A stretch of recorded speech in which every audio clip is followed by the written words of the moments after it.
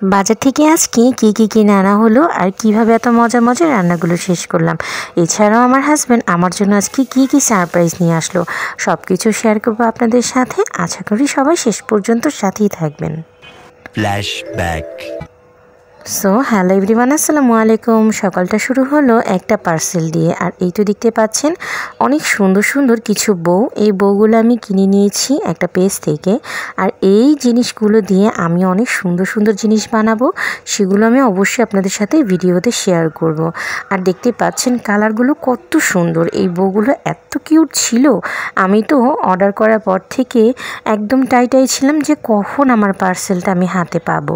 Finally আজকে পেয়ে গেলাম। এই যে দেখতে পাচ্ছেন আমি এখানে দুইটা সাইজের নিয়েছি, আর এগুলো খুব রিজনেবল প্রাইসের মধ্যেই নিয়েছি একটা পেজ থেকে। তো যাই হোক, শুধু তো এগুলো নিয়ে পড়ে থাকলে হবে না।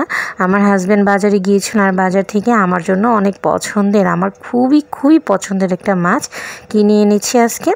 তো এই তো দুইজনে মিলে বাজার করতে গিয়েছিলাম। তো এই মাছটা আমার এত পছন্দ, আমি না নিয়ে আর আসতেই পারলাম না।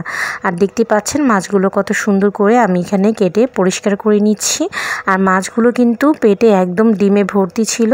তো হ্যাঁ, আপনারা কিন্তু দেখে বুঝতে পারতেছেন কি মাছ, সেটা ছিল সাতক্ষীরার ট্যাংরা মাছ। আর এই সাতক্ষীরার ট্যাংরা মাছটা খেতে কিন্তু অসম্ভব মজা লাগে। তো যাই হোক, আমি এখানে রান্নাবান্না বসিয়ে দিয়েছি। তো মাছ যেভাবে রান্না করি সেইভাবে জাস্ট রসুন জিরা বাটা দিয়েছি, হলুদ মরিচ ও ধনিয়ার গুঁড়ো দিয়েছি, দিয়ে পেঁয়াজ দিয়ে মশলাটাকে কষিয়ে নিয়েছি। তো উপর থেকে তেলটা ভেসে আসার পরে আমি এখানে দিয়ে দিয়েছি টুকরো করে কেটে রাখা আলুটাকে একটু কষিয়ে তারপরে দিয়ে দিব মাছটাকেও আমি এখানে একটু কষিয়ে নেব। বেশি একটা কষানো যাবে না, কারণ তাহলে মাছটা নাড়াচাড়া দিতে গেলে ভেঙে যাবে। তো এই তো এখানে আমি সাথে দিয়েছি কিছু ফালি করে কেটে রাখা কাঁচামরিচ, আর ছিল টমেটো। তো সব কিছু মিলিয়ে নেড়েচেড়ে একটু কষিয়ে আমি এখানে ঝোল দিয়ে দিব, কারণ আজকে আমি রান্না করব ট্যাংরা মাছের ঝোল আলু দিয়ে। আর এই আলু দিয়ে ট্যাংরা মাছের ঝোলটা খেতে কিন্তু অনেক ভালো লাগে, তাই না? কারা কারা এই জিনিসটা পছন্দ করেন বলেন তো? আমার কিন্তু ট্যাংরা মাছ দিয়ে আলুর ঝোলটা খুব পছন্দের একটা খাবার। এইটা যদি থাকে আর কোনো কিছুই লাগে না খাবারের আইটেম।